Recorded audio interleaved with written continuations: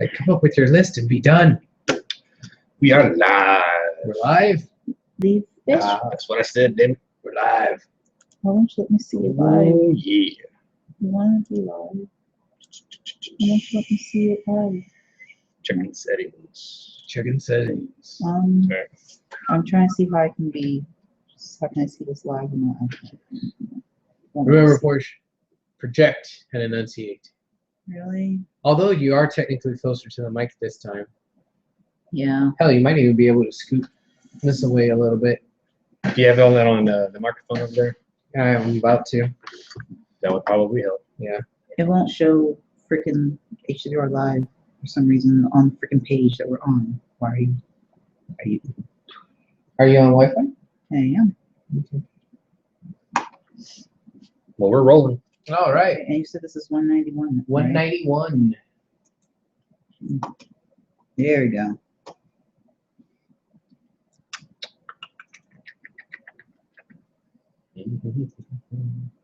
There we are. I see y'all. Yay. Y'all are important. Huh. What? Nothing. Okay. I'm just trying to find the snowball over here. Did it find it? Yep. And sound is great, not crackly. Yay. It's all Fixed it. It's all Chris's fault. It was Chris's fault. See? All right. So, we ready to kick this pig? No, but might as well do it. No, anyway. Why I did I get pick to- a pig? Because, You have to kick it before you kill it and you can eat it. yeah, Oh, Eat bacon. I like pumpkins. you gotta lick it before you stick it. What? Wait, you're talking. What are you talking about? I don't know. I'm so confused. Yeah, well, welcome to the club. All right. Well, I'm gonna go ahead and start recording on the MP3. Well, good, because we've been recording Oh, for like 5 well, minutes already. well, the live. See, this Yeah.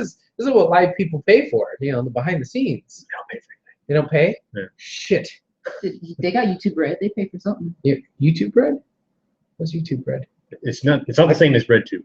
They're not Oh, the same. Not the YouTube same. red. I thought you But said you bread. got to think though. Yeah. Like, They thought they had to have known that They red did. tube is a thing, they knew. and then now they're saying YouTube bread. No, come on, come on, who are you fooling, really? Did not Maybe they know thought they were about gonna get the extra hits if somebody misspells it. Oh yeah, Yeah. that's exactly. They're smart, The bastards. and not to mention, I know what they did. I know what YouTube did. What do they do? As soon as they started the YouTube Red stuff, Mm-hmm. that's when ads like came flooding through on all the videos. Mm. Like you don't have to have YouTube Red, but you're gonna watch. But if you do, But if you don't have it, here's all the ads you're gonna see. But in front of every single freaking video that's on YouTube. You want to learn more about Kellogg's cornflakes? We're going to show you some more. I can probably recite all of Geico's commercials right now and Red Lobster. wow. Oh, Progressive. The Progressive Oh. Ghostbusters. I see more Geico than Progressive. Red Lobster. You can sell lobster. I can have lobster. You just can't have anything. And I can have with it. shrimp. Just don't have the bread. Right. Yeah, You it's can't have good cheddar bread. biscuits. That's good bread. Red Lobster has good bread. Mhm. Red Yeah. Lobster. Red Red soup, bread? Yeah, YouTube It- bread. It's And it's all comes connected. It's Yeah. all connected. All right. That's what we do around Well here. then, I guess I could go ahead and hit record. You weren't recording all that? You All that? son No, of a bitch. no, because that was for YouTube people. All that. See, this is what they get for watching on YouTube. They get the nice stuff, for the extras. You're too nice, Aiden. That's not too nice. These people listen on the MP3. They're the ones that are getting boned. That's what I'm saying. You're too nice to these people. I'm nice to these people. Yeah. This is what we want them to be Yeah. on here. You have to be nice. Yeah. Yeah. And we want them to tell their friends. Yeah. Tell your Yeah. friends. Yeah. All right. Stop Let me go shaking ahead. your finger. That's All right, we're recording over there. So better be. no more shenanigans. That's plenty of shenanigans. All right. That's when the shenanigans start, is when we start recording. Live from La Cocina Studios this is the 191st edition of Houston Wrestling Radio. This is Abel. It's Travis. And that's Edge replacing Chris. Chris isn't here. He's in New York. Oh, God. Yeah. We're never going to see or hear from him again.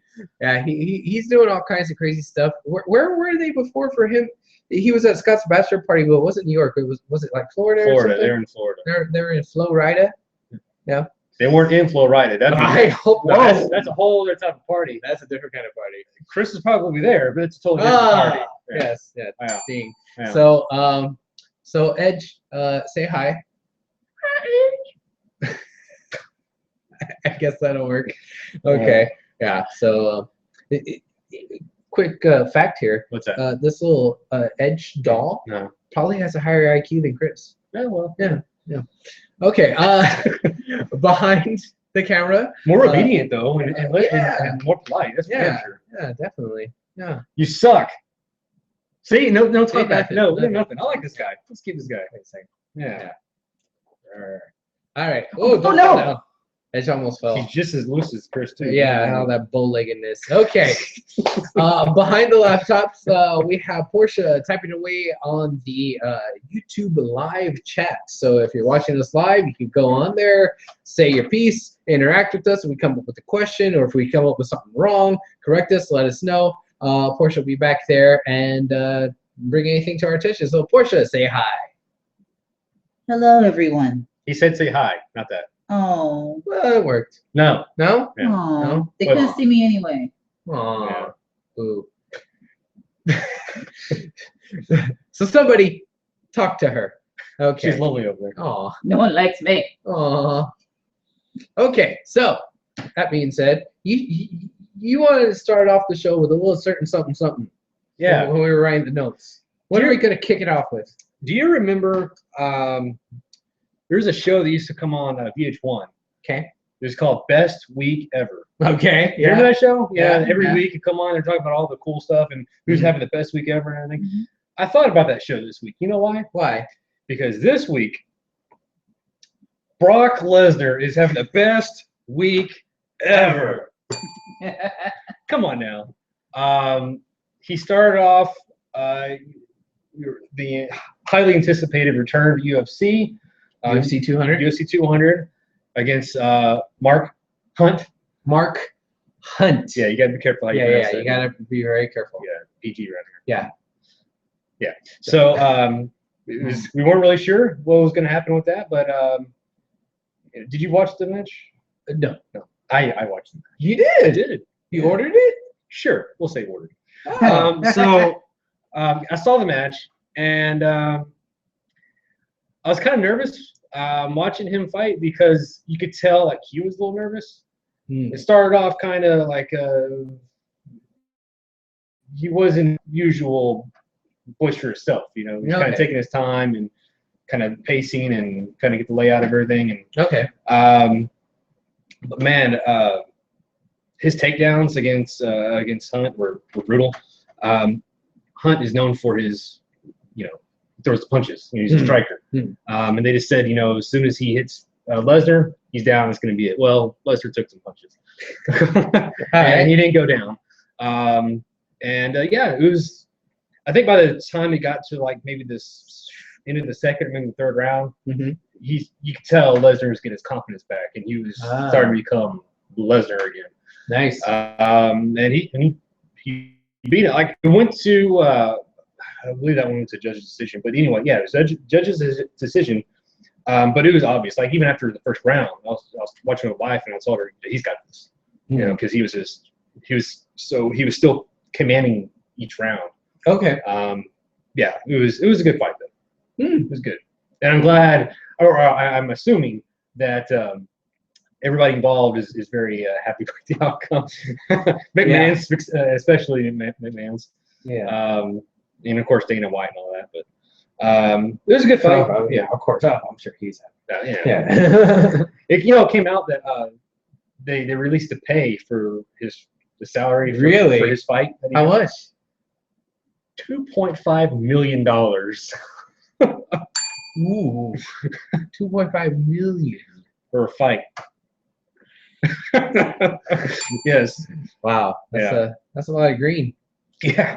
Yeah. It was How much did Mark Hunt get in the losing effort? who cares? He's a loser. I don't know. Well, but I mean, Even losers still get paid lots of money. yeah. It was not no 2.5, I'm sure. Well, I mean, That's a lot more than we got. well, yeah. So if we'll it's just say 1.0, that's still nothing to sneeze at. we'll just say it was less than Lesnar, more than any of us. Nah. Okay. Yes. There you go. Yes. More than the entire cast of Houston Wrestling Radio combined. And then some. And then Yes. So that was that. Little UFC. Would you get your ass whooped by Brock Lesnar for $1 million? Ooh. I was gonna say, yeah, sure, but then I was thinking, fuck, that's gonna hurt. Yeah, like how much of that million will you have to spend in medical costs? Yeah, I'm sure it was kind of shitty, so I don't know. It's Listeners, people live on the YouTube, would you let Brock Lesnar kick your ass for $1 million? and we ain't talking trip down Suplex City. We're talking straight up fight. We got you for 3 minutes. 3 minutes of play time in the cage with Brock. Would you be willing to get your ass whooped? So let us know. Nothing. But who else got their ass whooped on UFC? Misha Tate. Really? She got her ass whooped. Who'd she fight? Amanda Nunes. Who? Exactly. But anyway, she whipped her ass, and I mean, she was bloodied up and everything after the first round. Really? Yeah, she got TKO the first round. Wow. And that belt, man, that women's title, that goes around. Where's Ronda when you need her? Right? Now? Yeah. Now it does. Funny how that works. Yeah, right? yeah. So, was that all you wanted to say about that? Oh, Chris just says he'd fight Lesnar for free. Of course he would. In the bedroom.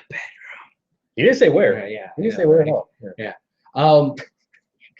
Did you know any more of like this stuff? I know this is kind of being a little UFC heavy here, but it will tie into WWE because of Brock. Sure. But did you hear any of this stuff about UFC getting sold for like $4 billion? That was in the works. I've been listening to Taz show for a while now, and they talked about that. That was in the works for a few weeks now. Yeah, for $4.something billion. Ooh. I don't know what that means for the outcome of everything, but I doubt UFC's going anywhere. There might be some changes here and there, but I can't imagine them changing that formula. Yeah. If it ain't broke, don't fix it. Yeah. Well, at least we hope so. This is kind of where the Super Brothers be getting out of it, though. It seems like well, I mean, I don't know. That's a hefty payday. It's true. Yeah, you get paid all that much money, and then you don't have to fool with it anymore. Yeah. You get all that money without the responsibility. Yeah. But the reason, going back to the Lesnar having the best week ever. Yeah. Also, this past week on SmackDown, they announced his opponent for SummerSlam. Ooh, who's this? It's going to be the return of Randy Orton. Oh, really? Yeah. Orton versus Brock. I I don't know. That doesn't tickle my fancy. You know what? I wasn't too sure when the rumors. It's been rumored that's who's going to fight at SummerSlam. Yeah. That was heavily rumored. But when you think about it, and coming off of UFC and everything, and them looking at Lesnar as big fight feel type, fighter character type thing. Aside from John Cena, Randy Orton is your next big guy. Yeah, he always has been. Yeah. The macho to Cena's Hogan. That's good enough. Even though he's more of a heel, he wasn't as beloved as Macho. So I don't know. Maybe he'd be more like Jake the Snake to Hogan. No, you're first. You're Macho. Yeah, I'd go with that. I don't know. I mean, he doesn't really do a whole lot for me. I'm not like excited for anything Orton does. So you know what? The last time I was excited for Orton, was when he was with Edge, Team RKO, Team Rated RKO. Really? Nothing since then? No, this is I don't care. Well, I mean, hold on. His matches with Christian over the World Heavyweight title, or the SmackDown title, those are good matches. But I was more excited about Christian getting world title runs than I was about Orton. What about all the stuff with him and Triple H, and him doing a DDT on Stephanie and all that other stuff? You remember that? That was cool, but I stuff? didn't. One of your cats is upset over there. I wasn't like so invested in it, I thought it was cool, but I wasn't like, oh my god, this is the best thing ever. Yeah. All right. You keep talking. Okay. Well then, yeah, it looks like Travis is on kitty duty. I don't know, something's wrong with the kitty over there. But okay, Randy Orton. From what I understand, I think people have been saying that this is the first time that Randy and Brock are going to get a chance to wrestle since like they first came into WWE, which I guess that adds a little bit of, oh, this is exciting, and I'm sure a lot of people are excited because of that. But in my mind, I mean, it's Orton, he's not. Oh, welcome back, Travis. It's Orton. Did you hear the train of thought? No. basically, Orton and Brock haven't wrestled before. Right. That's since the long, big long that's the time. big attraction. That's the attraction. Right. But I mean, I don't know. It's like I don't get excited for that, and I think it's that I don't see Orton as a threat to Brock. If Cena's not that much of a threat to Brock, and then Orton's definitely not. Because how many times has Cena beaten the shit out of Orton? One thing that I've read online is a lot of people bring this up is RKO out of nowhere. That's what everybody's looking for. Right. Just that snap. They're looking out of nowhere. Right. Uh-huh. Yeah. Whatever. Yes. So Portia. the question is, who would you like to see face Brock Lesnar instead? Instead, who would have been a good guy? Brock coming back, SummerSlam, big deal. At this point, man, if it was Rollins, I'd be like, oh yeah. Even though we've had it before and it is shenanigans, Rollins was pretty much losing if it wasn't for all the shenanigans there at the end.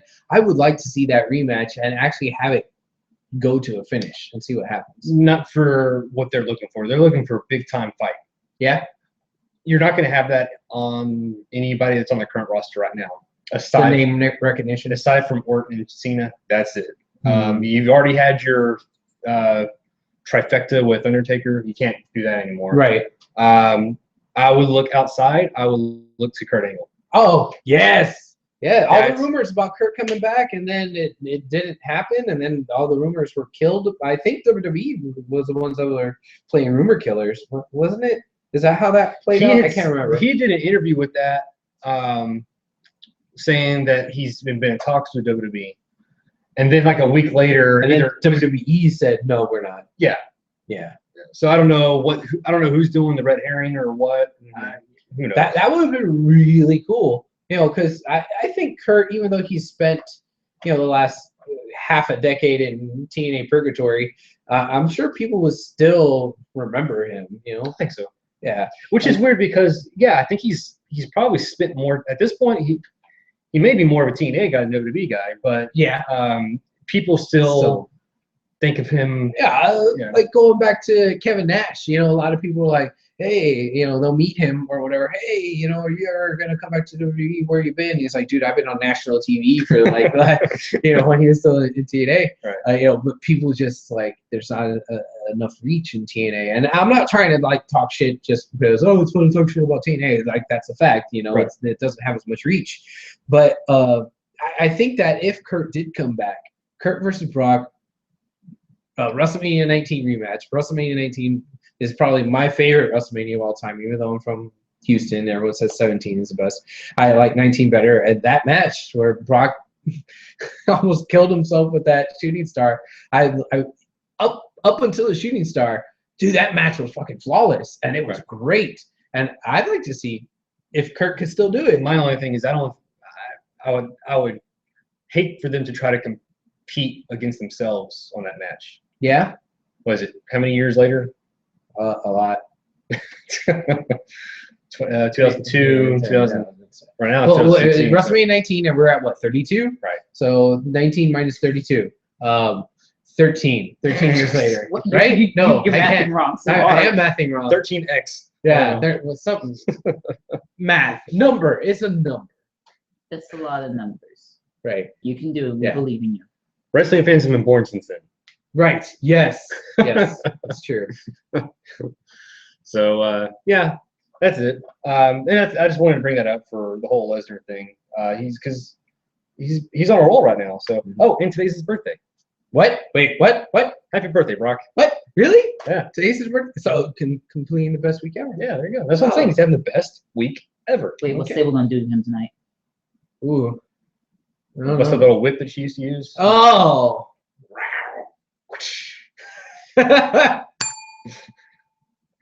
Actually, she was in his post-match fight, or the little speech they does, after he wins. She was in the ring with him. Really? So wearing that black dress like she normally does. Oh yeah. Which is she's got to be like 50 now, right? She ain't looking that good. No. No. Yeah. Really? Oh. She don't need to be, man. I guess. Who's she She trying to impress? she don't need to look good. Who's she trying to impress? Brock? Oh, speaking of, he was Baddest man on the planet. he's from Canada now. What? What? Yeah, like that. Like guy. Edge. Yeah, he built a compound over in Canada. Okay. He's been living there for the past few years. Okay. He's been training out of Canada. His whole fight team's out of Canada. Like when he was coming down and it shows the stats and everything, you know, they have the flag next to, you know, what country you're in. Canada. Really? Even his little on his shirt, it had a little Canada flag right there. Wow. Okay. Hot off the heels of 4th of July. Right. Because of the fucking traitor. Traitor to this country. Or Canada Day. Canada Day. Okay. Yeah, good point. Good Canada's point. best import, I guess. I don't know. Yeah. Export or whatever. What? I don't know. Moggle. All right. Is that enough of Brock? I think so. Enough of Brock. Okay. Well, then let's get to the next biggest news WWE related for the week. Looks like we have a COO for SmackDown. COO? No, Yes. no. Vince is going. He's going new and hip. COO is thinking the past. Oh yeah. So he's going with commissioners Oh. because we've never had commissioners before. Right. Right. But But we have a. I think there was one. There was one I think commissioner. there might have been one. Yeah. Yeah. Did it not fully fit on a T-shirt? mhm. Possibly. It was commissioner. Yes. So we Foley. had Foley was a we commissioner. had Foley was commissioner. Yeah. Shawn Michaels was a commissioner. Really? Yeah. Sergeant Slaughter was commissioner. There was another one I can't think of right now. Anyway, Was Jack Tunney technically a No. commissioner? No, What was he? he's president. President. Yeah. Okay. No. So yeah. So new and hip, Vince. Going back 20 years. So Was Otis new again? Brother.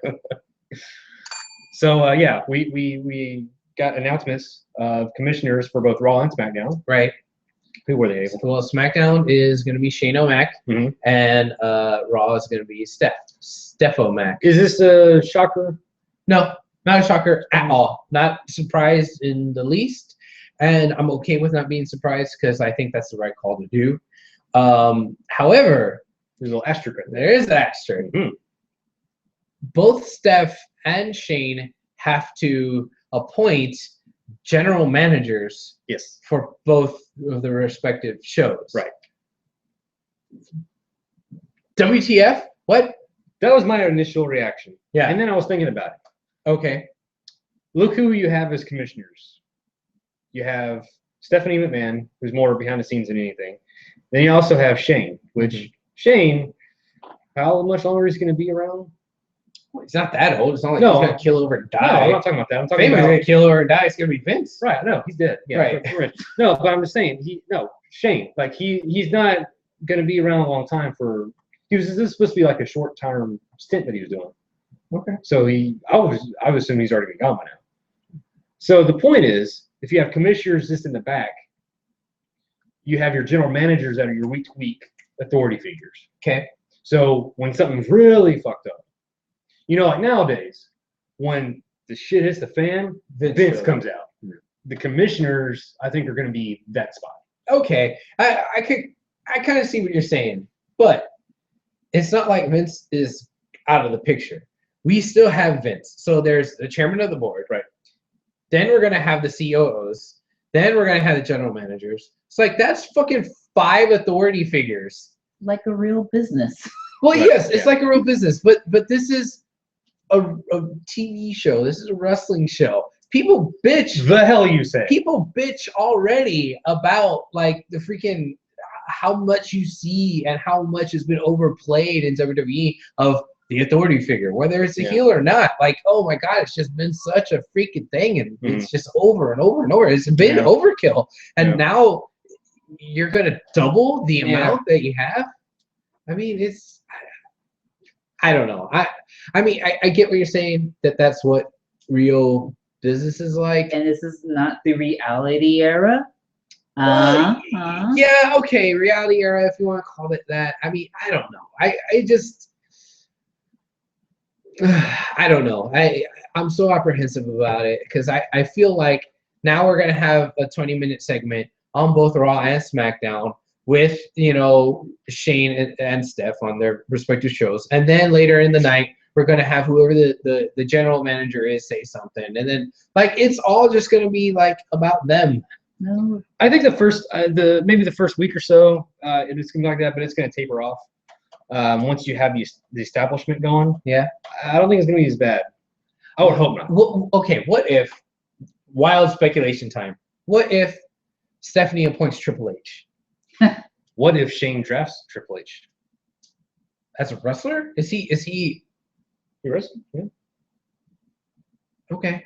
Former heavyweight champion. Well, I know, but I mean, right now, like he shows up for The last Mania, time we that's saw it. him, he was in a wrestling match. Okay. All right. I mean, if I think that's what you know what I think that's what we're gonna see. I think Stephanie's gonna be all cocky and everything. She's gonna be like, well, my general manager is, and he comes out, and then that's when Shane says, well, that's funny you should say that because my #1 draft pick for SmackDown is Triple H. I could definitely see that happen. Yeah, I see. Well, okay, then who? Again, back to wild speculation. Who's going to be the who? See, even Edge got in on it.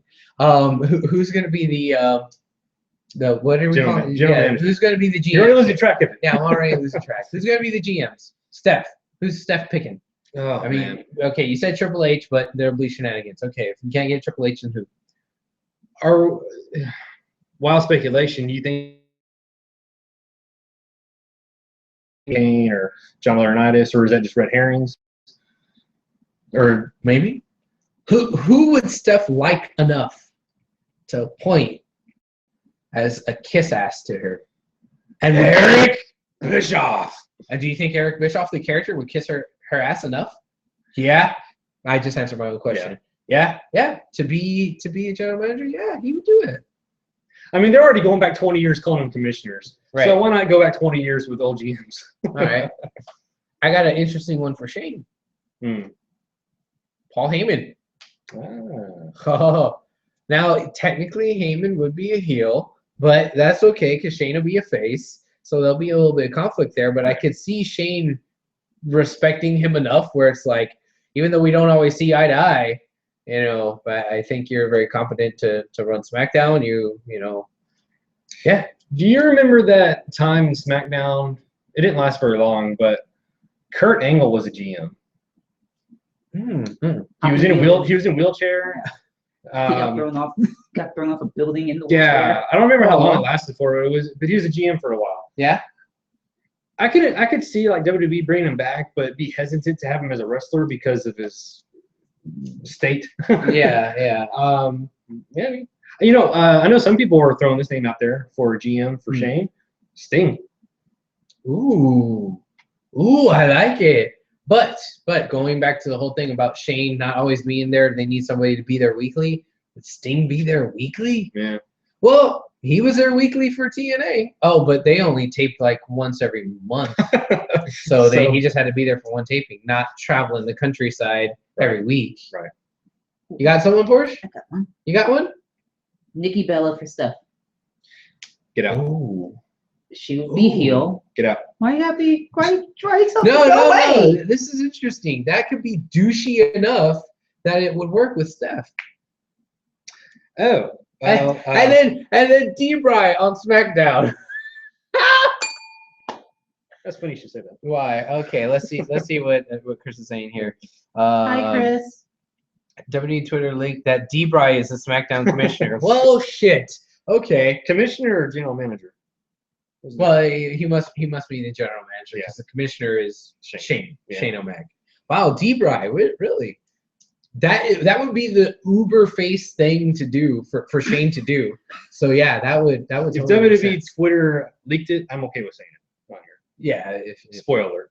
I would like to see this tweet. Porsche, are you on it? I'm on it. All right. Yeah, I would like to see exactly the wording. Because Chris saying WWE Twitter is probably like Lords of Pain Twitter. Well, you never know. I mean, literacy issues, Jerk. Dick. Yeah, he's a dick. Yeah, thanks, Edge. Oh, Yeah. Brian also says she left Chris.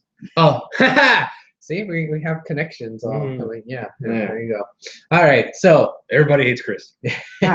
was there anybody chiming in with anything as far as wild speculation? Hashtag HWR wild speculation. No, that's too hard to spell. I'm more thinking of SmackDown. I'm not even thinking about Raw. Like, Yeah, like you don't give a shit about Raw. Yeah, like I'm more. That was like Raw's already a lost cause. Like that was one thing that actually irritated me during the whole segment was them saying that, okay, you're Vince saying that Shane, you're in charge of SmackDown, and then he turns around and says, and that means Stephanie is in charge of the Juggernaut flagship 3-hour Raw. I was like, dude, you're already like showcasing which one is your main show. SmackDown, they're already trying to regulate SmackDown. Do you think that is part of the story about it, though? The story being, hey, Raw is the main show. Let's see if the little engine that could, Shane on SmackDown could make SmackDown rival. Because the whole thing about the beginning of that was Vince saying, I want legit competition. Right. I really want you guys to compete. I want the fire to be in your eyes, blah, blah, blah. Is that part of the storyline there? Maybe they are planning for SmackDown to be equal behind the scenes. The ultimate underdog. Yeah. But that's how they're going to get it over, by making SmackDown the underdog show. Yeah, maybe. Okay. I see nothing on WWE's Twitter except for having Zayn's birthday, Shane Helms' birthday. Nothing about Daniel Bryan. Really? Yep. Interesting. And Thanks, Vince Chris. caught a Pokemon. That's about it. Wait, Vince caught a Pokemon? That's what he said. What'd he catch? A cold. A Ghastly? I guess this is a Ghastly. He caught a He caught it. How the fuck did? This is a Ghastly, right? That's what the kids are doing? Yes, that's a Ghastly. Yes. I said one right. Yes, you did say one right. Good job, Portia. Of course, Vince would catch a Ghastly because it's Vince McMahon. He probably paid somebody to get it for him. Dick. As if it's actually something. Whatever. Anyway, all right. So speaking about SmackDown, Travis, you watched SmackDown this week? I did. Oh, cool. I did too. I don't remember quite a whole lot because I think I was a little sleepy. I was watching it kind of late. But what was something from SmackDown that you like to bring up? The opening segment. Oh. The pre-opening segment. The cold open to the show. Yeah. It was very old school Saturday Night's Main Event type stuff. It was yes. It showed it was Sami Zayn, Jericho, in different. They had cameramen on different, and they were coming up and they were talking to the camera like they were looking right at you. Right. And they were talking. They were basically cutting a promo. Right. For their fight. Their main event almost match. like the little picture-in-picture promos that they still do sometimes, except it was full screen, and that's more stage though. This was more. I can't really explain it. It was just so vintage in its style. Yes, I agree. Of that, and I love it. I hope that's one of the things that maybe SmackDown does going forward. It made it feel a little bit more important and a little bit more sportsy. Yeah, it did. Yeah, it's whenever you put emphasis on a fight, and you make it have, if the wrestlers, the fighters, whoever are showing intensity, and making it a big deal, then it's gonna make it a big deal for me. Right. And I just got a big kick that they actually did that. Yeah, and while you're right about them putting interest on the match, what I'm more interested in. Not saying I wasn't interested in the match, but what I'm interested in is if they're going to continue with the style going forward to make SmackDown via the matches being more important, make SmackDown more important. Right. And that could be a good strategy. Actually having a different production formula than Raw has, make it feel like a different show because they do different things with the production crew. And I think that would be pretty cool. Here's the only thing, though. SmackDown, ever since forever, has had its handicap is its tape. It's also its benefit is its tape, and you can do post-production things that you can't do on Raw. True. So now SmackDown is going to have to adjust, and we may not be able to get the same kind of stuff that we've been getting on SmackDown. Maybe. It's intriguing. I'm really interested to see where they're going with SmackDown. Well, do you think that those vignettes were one and done shots so that they could practice for, doing that live? Because I know SmackDown wasn't live, but those vignettes kind of seemed like they could have been. Mm-hmm. Like they walked up, they had a camera in front of them and said, "Say something." Go. Yeah. I love it. I just love the intro. I hope they continue it. It would make it different from Raw, Mm-hmm. And it would make SmackDown more of the fight show and Raw more of the entertainment show. Mm-hmm. Which I think it's weird because I'm trying not to compare this brand split to the original brand split, Right. But it's hard not to, Well, that's our only frame of reference right now. It's only frame of reference, but they're throwing so many things at us. Mm-hmm. Like the past few weeks, like bringing up Teddy Long and all these other people, and sure. Man, I don't know, man. It's just I'm hoping they learn from their past mistakes. Yeah. I mean, that's not to say that some of the stuff they did in the past was all completely wrong. I mean, they had, a certain measure of success. So some of the things, if they're redoing it, I don't mind. Yeah, their success was Paul Heyman. That's true. That's why Paul Heyman should be the general manager. Do you think they're going to do what they did? We're going to talk a little bit about the brand split right now, I guess. But do you think when they divvy up the roster, do you think it's going to be like how it was, where SmackDown had your actual wrestlers, the Raw, the workhorses. Raw was more of the sports entertainment aspect, and SmackDown was like that's what you want to watch for wrestling. Maybe, and I don't really know, because first of all, we don't know how they're going to divvy up the titles. That's going to be a big determining factor. Or NXT, and NXT. So it's kind of hard to think right about that right now. But here's the other thing that's going to be a little bit different, is that Raw was on cable. Mm-hmm. And SmackDown was on UPN, right?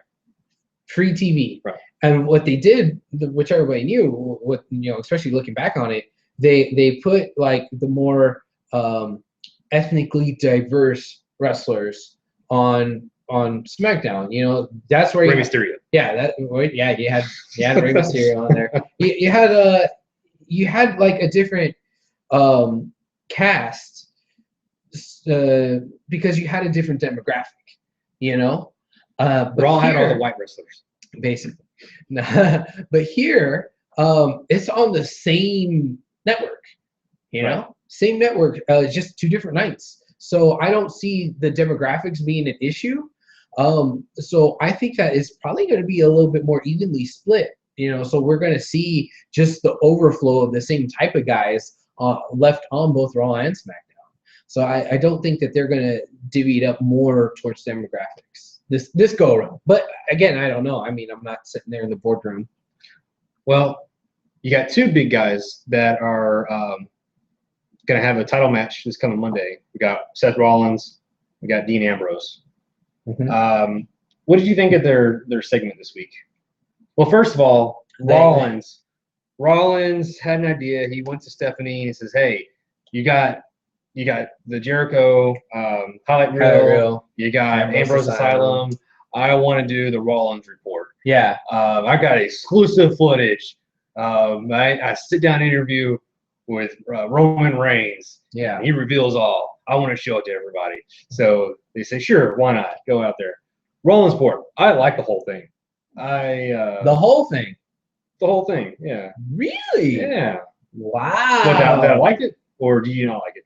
I liked the idea of the Rollins report. I like the idea of Rollins doing the thing and all that.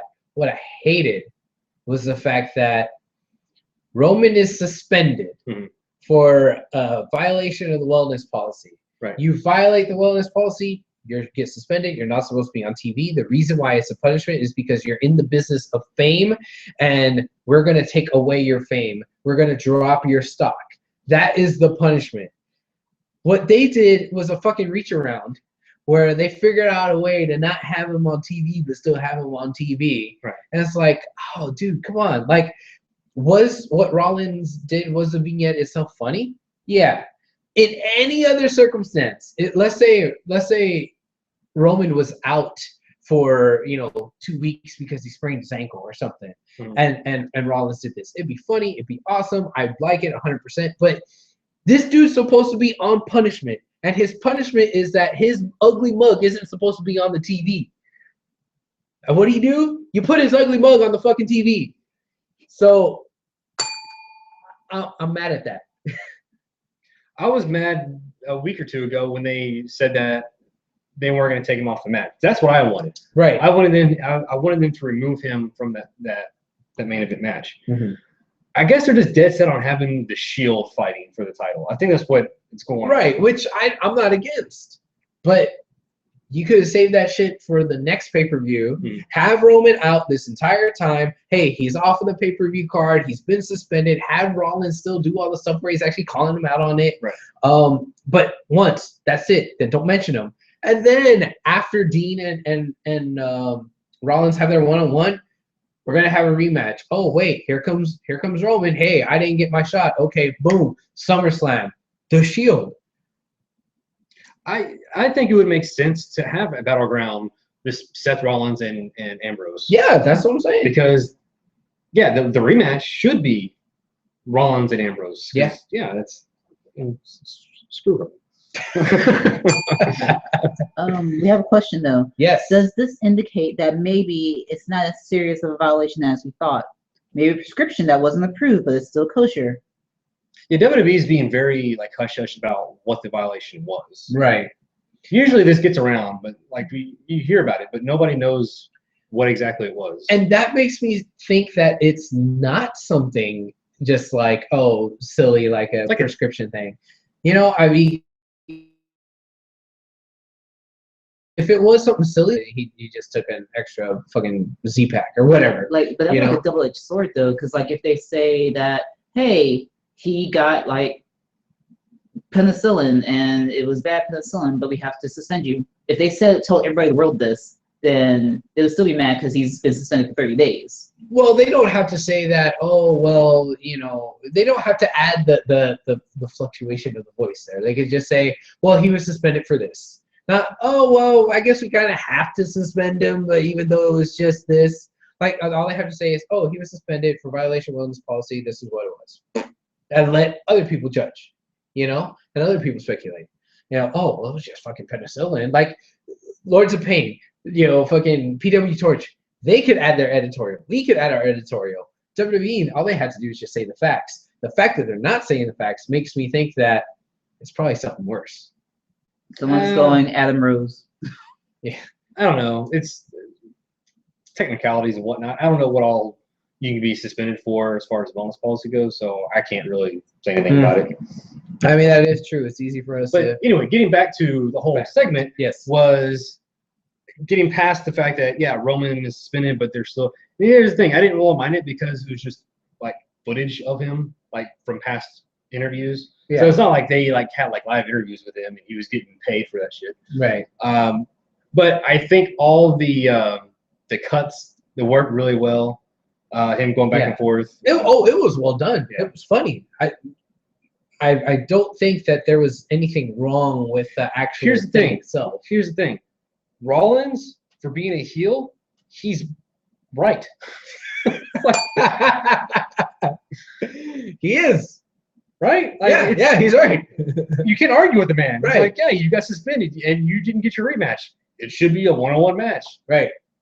I don't know. And then Ambrose is coming out here trying to basically just calling names and defend Roman Reigns. It's just being the goody two-shoes, Well, I don't know if it's as much goody two-shoes as it's I'll fight anybody. I don't care.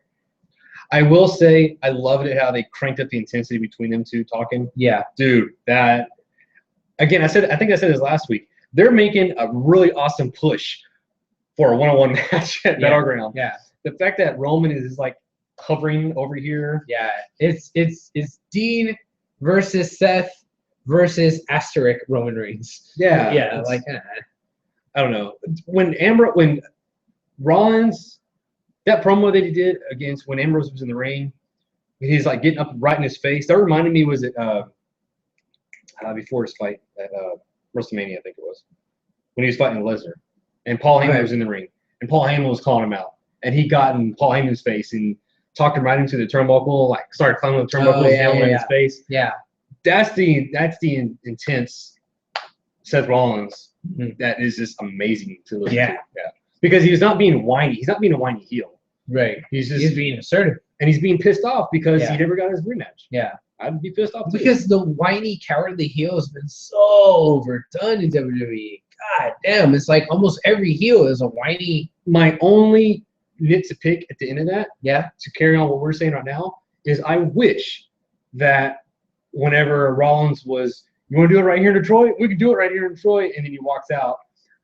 I wish he just threw the mat down and just started, then wailing back and forth. Yeah, I wish that they would have started, scrapping. Referees running down, separate them to maybe step fronts out. And says, because what's the point at that juncture? What's the point of Rollins running away? On my time. Because again, that just makes him the cowardly heel. Exactly. If you want to throw fire on this and be like, oh shit, they're really gonna fuck each other. They really hate up. each other. Yeah. They really hate each other, and we're really gonna see a barn burner. Have them kind of go at it, and then have someone else interfere and say, hey, look, y'all need to save this for the pay-per-view. Have Steph come out and be like, you're not ruining my main event. Y'all want to see this? Y'all gotta go watch. Y'all gotta pay for it. Yeah, that's an easy way to keep the momentum of hatred going. Yeah, look at Titus and Rusev. Look at Owens and Zayn. Yeah, that's how you do it. I mean, they're doing it right. They can do it, but for whatever reason, I don't know. Yeah. Well, okay, you brought up Rusev. There was a match there. Let's see, we had Zack Ryder go in there on SmackDown, right? It was on SmackDown first. On the July 4th Raw, he beat Sheamus in that big match. And then on SmackDown, of course, since they were the last two or whatever, then Sheamus wanted a one-on-one match. He beat Sheamus on SmackDown. And then after that, he got on the stick, and he says he wants to challenge Rusev for the U.S. title. And then Rusev got on the screen, whatever. He says, you challenged me on Monday, or whatever. He said Monday. Yeah. And so then he went and challenged him on Monday. Like, he went backstage and was like, hey, yeah. Well, he tried to. Yeah. He went up there. He's about to challenge him, and then Sheamus came in there and cold cocked him on the side. Right. And then we get a rematch. Ryder and Sheamus, and Ryder won. No. Sheamus won. Sheamus. Yeah, my bad. And then Ryder was knocked out, and that's when Rusev comes out. I accept. After he puts him in the accolade. Puts him in the nice back stretcher. That looks like that really, loosen up your back. It looks like it feels good. Yeah. Yeah, but okay. I'm not sure, but I think Rusev was saying that he accepts the challenge. Yes, I believe so. Yeah. I got that. Everyone knows my feelings on Ryder. Like, ugh. But everyone also knows my feelings on Rusev. I love the guy. So the fact that Rusev was beating the shit out of Ryder, I was happy. So yeah, I think that's really all I have to say about that, unless you have something else. No. Okay. Well, then let's move on to something that was a little bit more exciting. We finally got to see Darren Young in the ring. Yes. He was out there Monday Night Raw, kicking off the show in a battle royale. Oh, did you see his awesome entrance before the battle royal? No, I missed it. Me too, and so did everybody else, because he didn't have one. What? Why? Raw started, and there was just a big mass of people in the ring because they were about to start a battle royal. The only one that actually got an entrance was Apollo Crews. Oh. While he was coming out, The Miz, he was at the commentary table. Yeah. He got on top of the table. He got on the stick, and he was saying that everybody's here. This is for #1 contendership. No, not number one. It's for a title shot for the Intercontinental title at Battleground. And while he's talking, Apollo Crews is still coming on the ring. That's when I saw, hey, Bob Backlund's out there. Hey, is Darren Young? Oh, there's Darren Young. He's in the middle. Oh, he is somewhere in there. Yeah. And then I was thinking, how stupid is that to have all that hype, and you're just going to throw him in the mix of everybody, get them lost in the shuffle, unless you're going to have him win the stupid thing. And then what happens? He won the stupid thing.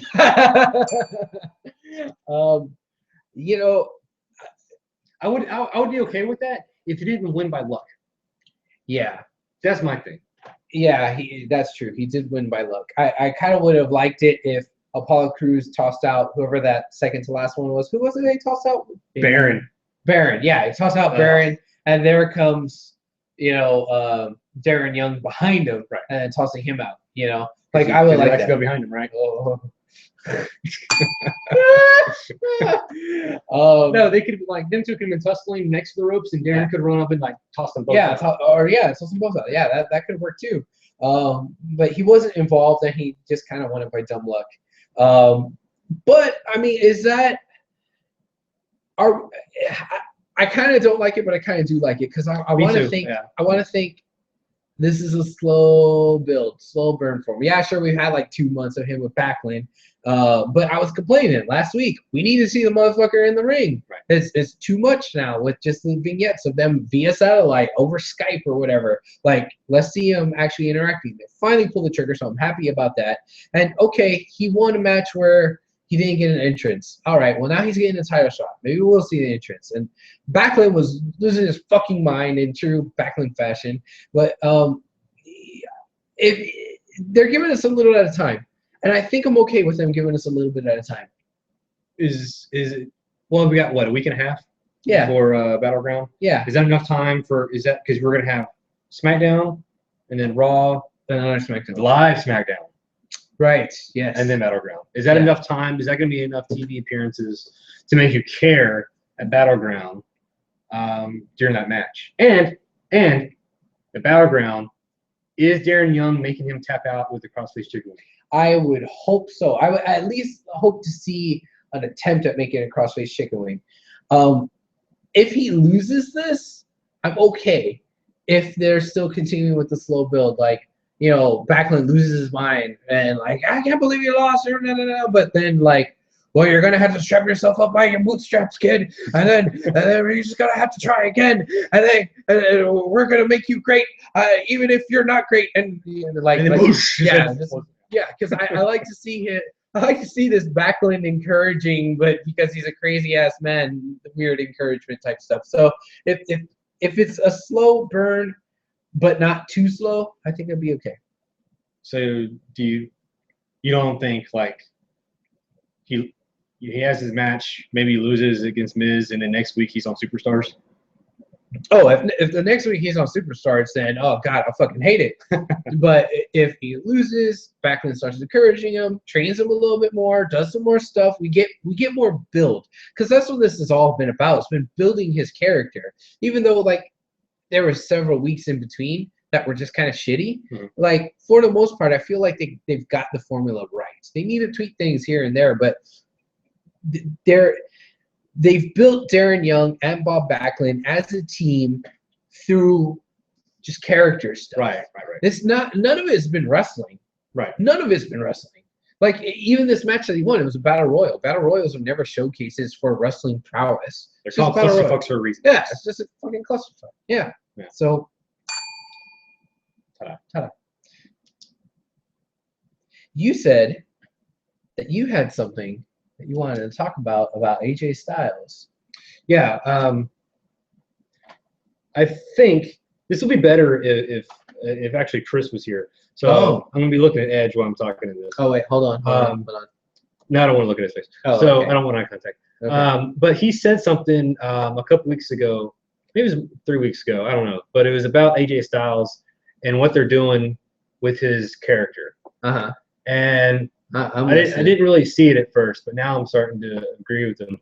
I think they're going a little too TNA goofy with AJ Styles. Like he's getting cocky to the point of being a caricature of who he is. And I think if they keep that up, it's gonna sour a lot of people, I think. Like he's like 2 steps away from wearing a crown. You remember the crown, right, ladies and gentlemen? Okay. You remember the crown? TNA. I'm not making that up. He really wore a crown in TNA. He's king of the mountain or whatever the fuck. Well, it's not like that there was stupid ass king gimmicks in WWE. I mean, what was it, 2 or 3 years ago? Sheamus was King Sheamus. Let's not forget about King Barrett. Like, yeah, there's been stupid crown stuff. That's not exclusive to TNA. I'm not saying It's not exclusive to TNA. that the That's all King I'm trying to gimmick is stupid. I'm just saying. Oh, that's another thing. Speaking of Kings, Jerry Lawler's back on SmackDown. Ah, damn it. Yeah, you're still sour on him. I feel like ever since maybe even a little bit before his heart attack, he was not who he used to be. Well, yeah, he hasn't been who he used to be for several years. Yeah. Ever since he's JR left. Yeah, and he's deteriorating even more. He should have left when JR left. Yeah. Because without JR, King is half and JR is definitely the better of the two. Oh yeah, yeah. The reason I said that like that is because on SmackDown, him being a heel, because he has to be a heel because he says he likes doing it anyways. So he's actually getting some of that fire back as a heel. It's not as. Then again, it's PG era. It's kind of, you know. How much can you really do? Yeah, it's kind of harnessed, you know. You know, out of all the heel commentators that are out there right now, I think, honestly, the best heel commentator would be Corey Graves. Yeah. It seems like to me he's like 75% heel and 25% face. Like I want him to be like full on. Yeah. Well, with his heel work, what I like about it is that he doesn't have to be bombastic. He's just smart. He's just a smart ass about stuff. Yeah. You know? And that's what I like about it. But okay, but that's neither here nor there right now. We're talking about AJ. Are we getting real quick because you mentioned his name? Are we getting NXT commentators call up? Oh, I would hope so. Corey Graves, I mean. I would hope so. But who would he replace? One of the 6 that's already on Raw and SmackDown. Okay. Fire 6. Okay, so what else were you done with your AJ? Yeah, it was just an observation. I remember Chris saying something about him not really liking where they're going with that. At the time, I didn't really agree, but now I'm starting to see it's like, yeah, he's starting to get there. Like they need to reel it back before they go too crazy. He needs to be more badass and less silly. Yeah. Okay. Because I know how WWE is. Yeah. When they find something, they like to center on that and just go to town with it. Yeah. Like they've already beat John Cena thing to death. Already? It's only been a week. Raw, SmackDown, Raw. Then it's gonna keep going, man. I don't know. Maybe after Battleground we'll stop. Edge, do you want to beat up John Cena? Yes. Yes, I do. There you go. Well, everybody wants to beat up John Cena. That's not the question. The question is how many times you want to hear him ask a question. No. Or tell him. I don't know. It's John Cena. I don't mind people beating John Cena. Oh, and are we hating John Cena again? Well, are we beating those guys? Well, we're not loving John Cena. Well, I don't have to hate him. Well, he's just kind of there. Well, yeah, he ain't bugging me. Doesn't mean I don't like seeing him get beat up. All right. Well, who do you like seeing get beat up? I don't know. What's on the list? Well, we had Cesaro Owens, and you said that was a match of the week candidate for you from Raw. I agree. That is a match of the week candidate for me as well. It's probably my pick, actually. Is it? Maybe. There's a few good candidates, or a couple good candidates, but that was a solid match, and they kept the focus on it. And there's the little shenanigans with Sami Zayn, well, before and after the match. What do you think about that? The Sami Zayn getting kicked out because Owens is like, it's an unsafe work environment. That was creative. That wasn't something I've seen before. I liked it. Liked it a lot. Sammy walking up the ramp like, really? You know, like Owens just knows like the right buttons to push for Sami Zayn. And he's creative enough where it's not like the same damn tropes that we've seen for years and years and years of wrestling. Right. There's always a little twist to it, you know? Yeah. So I like it. The only thing I remember not liking about that match was there was a spot where Cesaro was about to set him up for the big swing. Yeah. I think that's what he's setting up for. But I guess it was supposed to be Owens was like trying to like hop over to the rope and grab it with his hands. But it just looked like Cesaro was dragging him over to the ropes. And it just, I was like, really? God. Okay, I don't know where they're going with that. I didn't catch that, but okay. Yeah, probably lost it. Maybe. Or eating, or cooking. Or not watching TV. Or not watching TV. Yeah. But anyway, that's a good match. Match of the week candidate might be my pick. Oh, okay. Maybe. Now, there's another interesting match. Well, I don't know if you want to talk more about the match or just like Castanenzo versus the club. Man, I wasn't really focused on the match. Like, Okay. I don't know if that's... Neither was I. I think it was more about story and beat up John Cena and AJ, and is Castanenzo really aligning with Cena? And I don't know. I mean, I kind of like that aspect. okay. When Kaz and Enzo were coming out, and they were explaining, yeah, we're not friends, you know, and we don't really care if we beat them up, but at some point, you're gonna get tired of beating up John Cena, and you're gonna start coming after, you know, us. And we figure, why wait? You know, that's pretty much your logic. And I was like, that's interesting. That's a different take on reasons for other faces to help the main face. Yeah. You know, I thought that was interesting. I remember when I first started watching TNA. I'm sorry. And this was something that I really liked.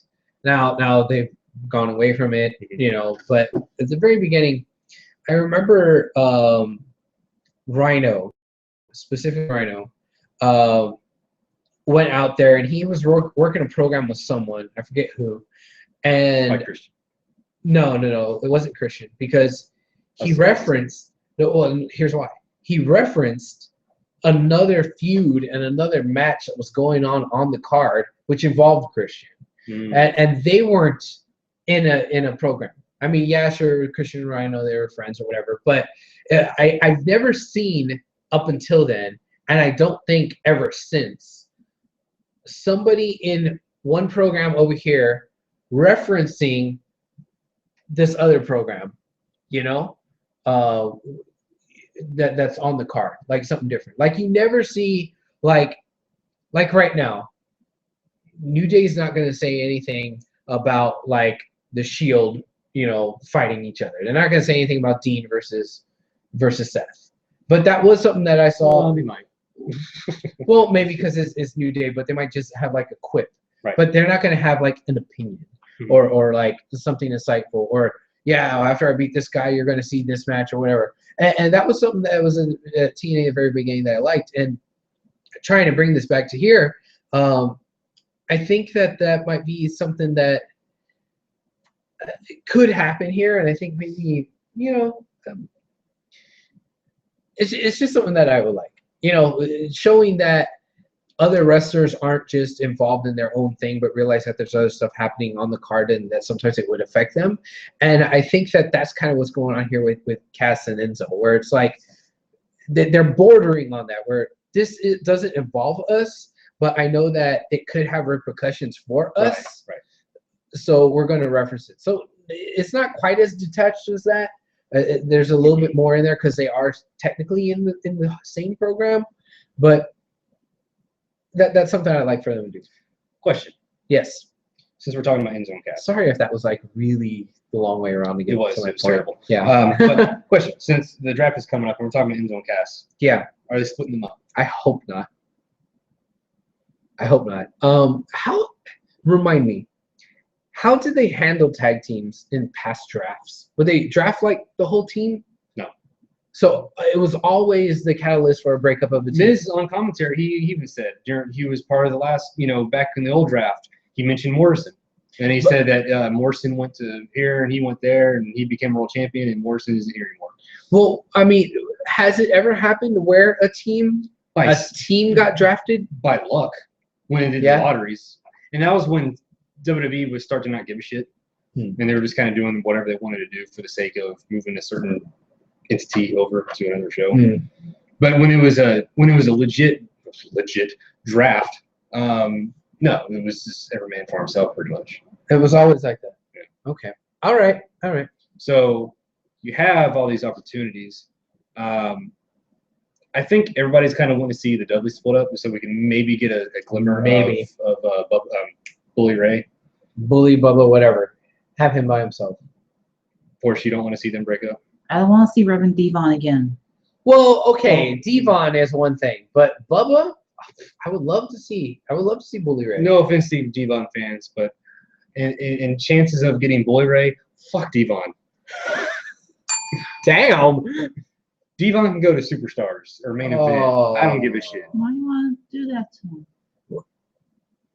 Nothing against the guy. I think he's a good guy. If the cost of getting Bully Ray in WWE is having Devon go away, then I will gladly pay that cost. Thank you. And talking about learning. Now, if I could get it on the cheap and not get rid of Devon and not get Brother Devon or Deacon Devon or whatever, then well, hey, They're that's a not gonna- bargain. Okay, they are. I strongly believe they've learned from some lessons before. They're not going to stick on stupid ass gimmicks on stuff like that. Because after all, Deacon Devon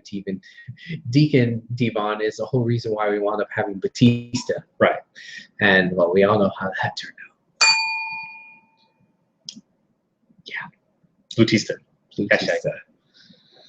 So, where are we going with that? Well, Hey, we mentioned New Day. okay, there you go. There you go. That's a segue, my friend. Maybe. Maybe not. All right. So New Day. And Matt Hart is on TV. Wow, this is Oh, gonna wow. be. Yeah, we do have TNA on in the background. All right. Okay. So before we talk about this, What what about New happened? Day and Wyatt's compound? Right. Okay. A lot of people, I'm already seeing it online, are comparing it to what we saw last week. To the final deletion. That was pretty good. Yeah. Brother Nero. Brother Nero. Right. Okay. I still have images of his drones in my head. Yeah. All right. Last week, because we record on Tuesdays, and this, if you were watching live and you stuck after we were officially done recording the podcast version, you got to see our reactions to the final deletion, and it was kind of some interesting reactions. But if you already know what we had said, then great, good for you. If you haven't, But- go on last week's YouTube episode. and You can check it out. watch it. But I feel like that was our initial reaction. I've had time to ruminate a little bit over and kind That was a of $5 word. yeah, and kind of just think on it. That wasn't $5. That wasn't a $5 word. $5. Has your opinion changed from when you first watched it to now? You know what? I actually went back and I saw a director's cut of the whole thing. I didn't see that. What was the difference? I was thinking that it was gonna be like longer cuts of the match. Yeah. The match was the same. All it was is like it was all put together, all the little vignettes that led up to the match. Oh, the fucking lawnmower with the Right, yeah, yeah, okay. Stuff we weren't really paying attention to Yeah. while we're recording. Yeah, but that was in between the commercial breaks and stuff. Yeah. Gotcha. And it's Why is Jeff on the TV right now? Wasn't he deleted? Okay, sorry. Back to last week. Let's finish that before we get to that right now. he's too much of an enigma to delete, I guess. Okay. Anyway, last week. Okay. So yeah, Final Deletion. After watching it again, it wasn't as bad as the first time, Uh-huh. but it's still stupid as hell. Like, and Okay. I just don't like. I get it. Like, people are saying it's the most awesomest thing, and whatever. I don't know if it's because the hype for it or what, but like, even if you want to take the sake of the match itself, it wasn't even a good.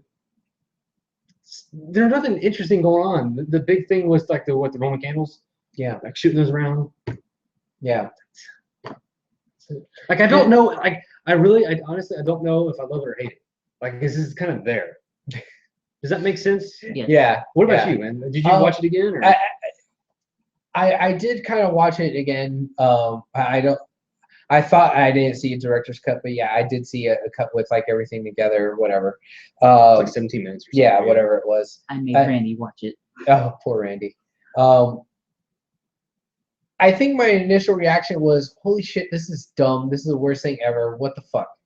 And then I watched it again, and my opinion has changed a little bit. More to, well, there's been dumber stuff in wrestling. And at least they're trying something different. And at least it seems like they're having fun with it. In my mind, and I know that this probably isn't the case, but in my mind, it feels like Matt and Jeff know that they're on a sinking ship. So fuck it, let's just have fun. You know, I know, like, if you asked Matt, especially on that like interview that he did before last week's episode, he was saying that this is for the casual viewer. This is so we could get more eyeballs on the product. Blah blah blah blah blah. Like he was like really behind it. So the way I feel about it could be completely wrong, but that's the vibe I get. Like they're just gonna fuck around. Now, if you just look at the match without all the stylistic stuff, okay, there's a ladder spot that was kind of cool, swanton on the ladder and whatever. And then if you suspended disbelief, where I've never seen a wrestling match in a fucking compound like this. Like if you suspend that disbelief and think, well, if you're in a compound, yeah, you're going to wrestle in the mud. Yeah, you're going to climb up a tree. Yeah, you're going to use your surroundings to your advantage. So all that kind of made sense. The part where it just got a little like, okay, dumb would be the Roman candles. Because just like any other American boy, I've played with my fair share of Roman candles when I was a kid, right. And I understand that if you get hit direct on, point blank range, yeah, that son of a bitch is going to hurt and it's going to burn. But you can't aim the motherfuckers. Right. So the reason why boys and kids play around with it, pew, pew, pew, shooting at it, is because you're never going to hit nothing. You might graze somebody and it's like, oh, tee-hee-hee, you almost it looks spectacular, but you can't do anything with it. Yeah, it's like, that's not really all that threatening. Right. Especially if you're shooting it from across a 20 by 20 ring, you're not going to hit nothing. So why was that like such a big deal? Them wrestling in the water. Okay, cool. I get it.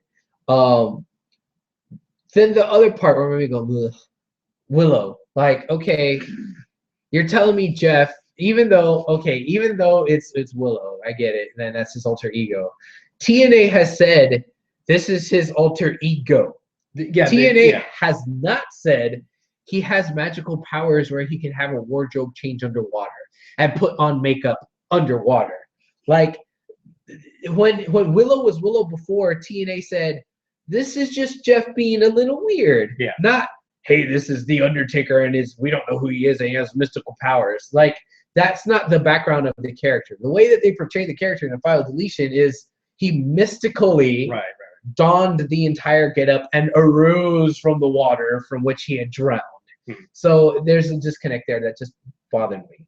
And then climbing up the big cross thing and then lighting the fire, like I'm sure for Jeff or for any other human being that would be terrifying. And oh yeah, I'd fall off the fucking thing too. But the way they were panned so far out and the way the fire crept up, and it wasn't even all the way up when Jeff was like, oh no, like it didn't look as eject. Yeah, Edge did that better than Jeff, but Edge does a lot of things better than Jeff. Oh, Like just ask Lita. Wrong Hardy. Yeah, wrong Hardy. Oops. What was it? The wrong Hardy? I don't know. I like that. But I give him an You mean the logistics of that Final Deletion match bothered you? Yeah, it did. No, I mean I get it. Like I get that they were having fun, and I get that you can't really. It's kind of like tongue in cheek. You can't really take it seriously. Kudos to TNA. I mean, because it got a lot of people talking about it, and I think their numbers even jumped up, like doubled from what they were getting for this one episode. I don't know. They got 10 people now. Yeah, but it's interesting to see what happens on these ratings. If they were able to continue this the hype. See, right now we have it on the background. Right. Now, if this was Final Deletion, and he was deleted, and we just mentioned it, why the fuck did I just see Jeff Hardy on my screen with Matt Hardy in the ring with a microphone and them two talking? Why is Jeff not in a fucking hospital bed, not on TV the next week? I don't know what they said. I don't know what's going on. We're recording the show. It's on mute in the background. But just the fact that one is standing here, the other standing there, and they're talking to each other, that right there pisses me off and takes away some of what they did. Takes away some of the mystique. What it is TNA. I guess so. That's what that is. Yeah. So, yeah. Your cats are very lively tonight. Yeah, he's right there. I don't know. Well, that's not him though. No? Oh, okay. Well, somebody. Maybe there's one outside or something. Maybe, I don't know. Whatever. But yeah. Stupid cat. All right. So now that we talked about that, we had to talk about this. The New Day going down to the compound on Raw. Yeah, because it immediately, even last week, whenever the Wyatts invited them to go out to the compound, everybody was already comparing it. Oh, look at the WWE, they're already ripping off TNA, blah, blah, blah. Mm-hmm.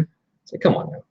Like, maybe they did, maybe they didn't, but it's WWE. This isn't the first time that has happened. Thank you. D-Bry and then Eric Young. Oh, they're just copying because Daniel Bryan is so cool, you know. And I'm sure there's been some the other way around. It's flipped The now. AJ love story. The What was that? AJ's love story. AJ1 and AJ2. Oh yeah.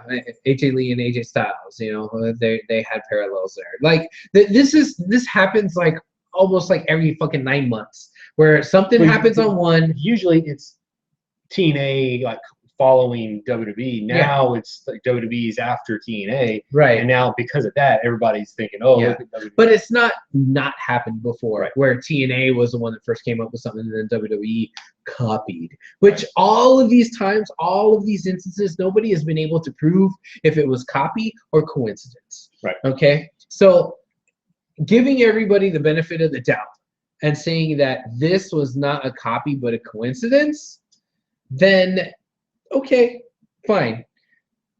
Let's take it for what it's worth. How did you like New Day versus the Brood, or excuse me, New Day versus the Wyatts at the Wyatt compound?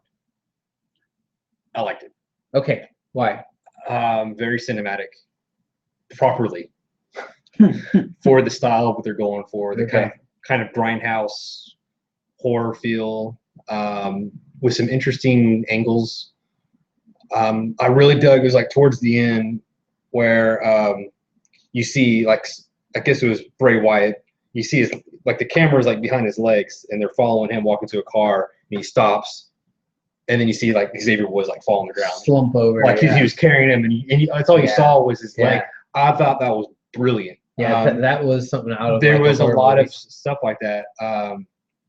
The weapons that they used made sense for where they're at, you know, and not to take away anything from the final deletion, because apparently all those Roman candles and stuff, you It know, was planted by Matt. well, no, it was just set up.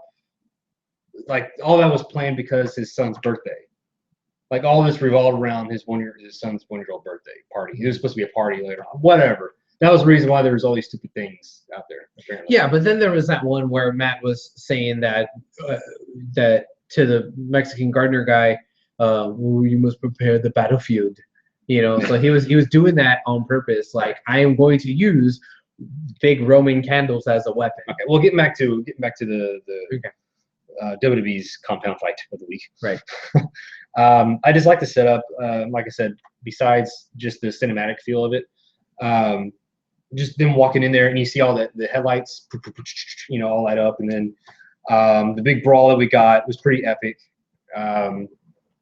It looked. I don't want to say it looked real, but it looked like a fight. It looked like a brawl of 6 dudes like beating the shit out of each other. Yeah. And then at the very end, the coup de grace, if you will, the headlights start coming off, whatever, and you start seeing all the fireflies light up. Yeah. The lights. Mm-hmm. I thought that was. My question: who the fuck are they? Who are the who? I think I got something for that. Yeah. Go back a couple years when he was feuding with John Cena and these other big guys. Mhm. Lights will go out. Whoosh, lights come on. You have all these kids. Yeah. Yep. Yep. Maybe I think they're all wearing the They're masks and wearing the everything. mask. Yeah. They never went away. They're the fireflies. Okay. But yeah, there was a whole bunch of them just with lanterns and the masks and everything. Mm-hmm. And then if I recall, like how it ended, like the New Day, like stopped and they were kind of like walking back. Yeah. Like they weren't. That's all we saw, right? Like them walk. I That was believe how- so. Yeah. that was how They were like, nope, and they started walking backwards away. Yeah. It was good because it didn't like close the book on it. Right. Like where do they go from now? Xavier was right. You know, you needed, I mean, to take it seriously. I guess that proves me wrong because I was thinking that Xavier being all serious and all this was just going to be like him actually just like joking around the whole time. Mm-hmm. And I liked it. It was like a different side of New Day that we haven't seen before. Yeah. But I enjoyed the whole thing. So. Okay. Well, cool. I have similar feelings. I'm not 100% sold on it. And you know, it's funny because we talked about TNA and WWE copying each other. But what's really funny is that all of this, both TNA and WWE could have been copying Lucha Underground, because Lucha Underground has had 2 seasons worth of cinematic, silly, over the top. If you're going to compare this to anything, I wouldn't even compare it to Final Deletion. I would compare it to Lucha Underground. Yeah. Yeah. But then again, everybody was comparing before this. Everybody was comparing to Lucha Underground. Right. I definitely think that this compound stuff was better in production value than the Final Deletion. I know you're snickering at that, and it almost goes unsaid. You don't even have to mention it, but I think that that's kind of the point. I think that with Final Deletion, they tried to be funny and campy about it, mm-hmm. whereas with this in WWE, they were being serious, and they tried to make a high-end horror movie, whereas TNA made like a B movie that's like, it's so bad that we're gonna watch it because we like bad movies. Dude, Xavier was standing up next to a tree and Bray swung an axe at him. Right. Yeah, but see, they tried to make it like a little bit higher quality of a horror movie type thing. You know, Grindhouse style. Well, yeah, you have your Grindhouse style where it's like more serious type stuff, and then you have the stuff that's like fucking Domo stuff where it's like not good, and that's why people like it. You know, so I think, yeah, they went for 2 different styles there, and that's all I'm trying to highlight. Yeah, and that's why I don't think you can really compare it. Yeah, because, I mean, yeah, they're both in compounds, they're both whatever, they're outside at night. Yeah, but see, then how does all that compare to Lucha? Well, let's look at Lucha. That's enough WWE talk. Let's go ahead and transfer into Lucha. Oh, okay. Yeah, unless you had anything else. No. Okay, Lucha Underground. It was Ultima Lucha Dos. Part uno. And this was all about a little tournament for the unique opportunity. Yes. For the unique opportunity. This whole episode was... First off, I was thrown off because I thought it was going to be an actual 4-way match. Me too. This was not explained to me. It was not made clear to me. It was not made clear to me. Basically, it was 2 matches, tournament style, that was going to lead to a 3rd match. And we first had Cage versus Mac. Which was pretty cool. Dario comes out and he says, "Hey, you guys had such a great match last time. Ultima Lucha." Which I actually forgot about that match. Yeah, I did too. Falls Count Anywhere. Fuck it. Falls Count Anywhere again. Okay, great. And the match was good. I liked it. It was hard hitting. Both of those guys can really move for big guys. I think that was the same thing I said about last year's iteration. Other than that, like I was like, okay, cool. You know, I wasn't like pumped up and jazzed about it. I was like, that was pretty decent. I don't know. I think their booking on all this was ass backwards. Okay. Like, I think on this match, they blew their load and they went overkill on the false finishes. Okay. There was a lot of instances where, oh, wow, they kicked out of that? Wow. You think that would have been the match. And they kept going. And then he won with a roll-up or something like that. Oh, because he was going to do the center block curb stomp, and he slipped on the beer, and he rolled him up, and he pinned him to there. Slipped on a beer. Go figure, right?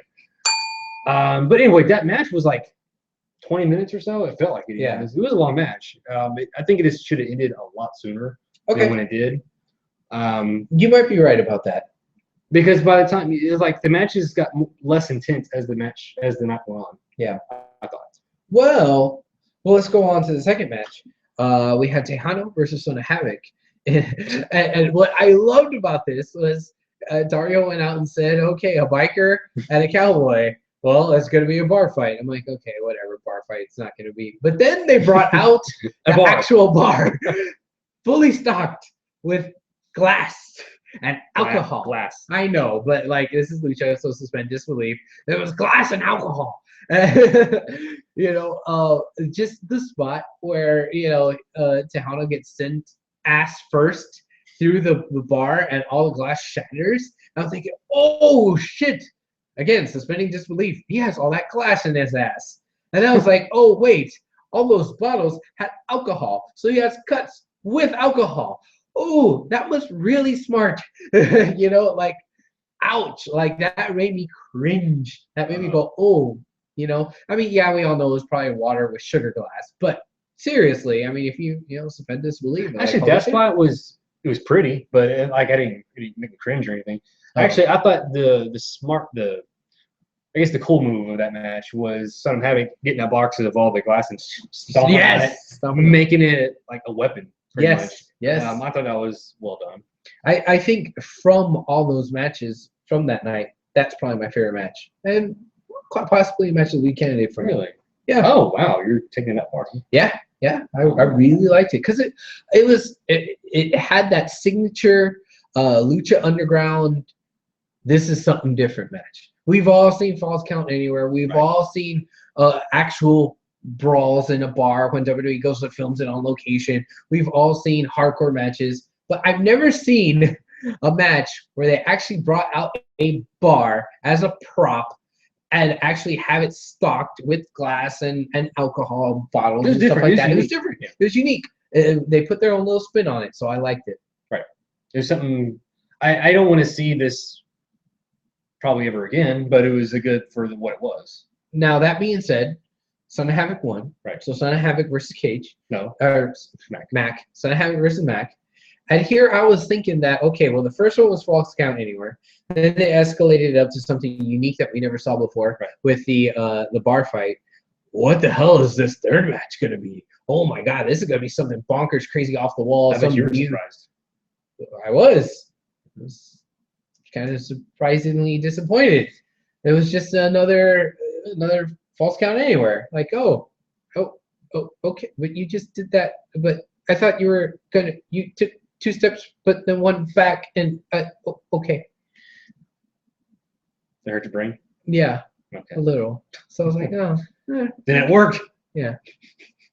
What'd you think of that? Wait, am I the only one that feels like that? I thought it was a weird choice, but Okay.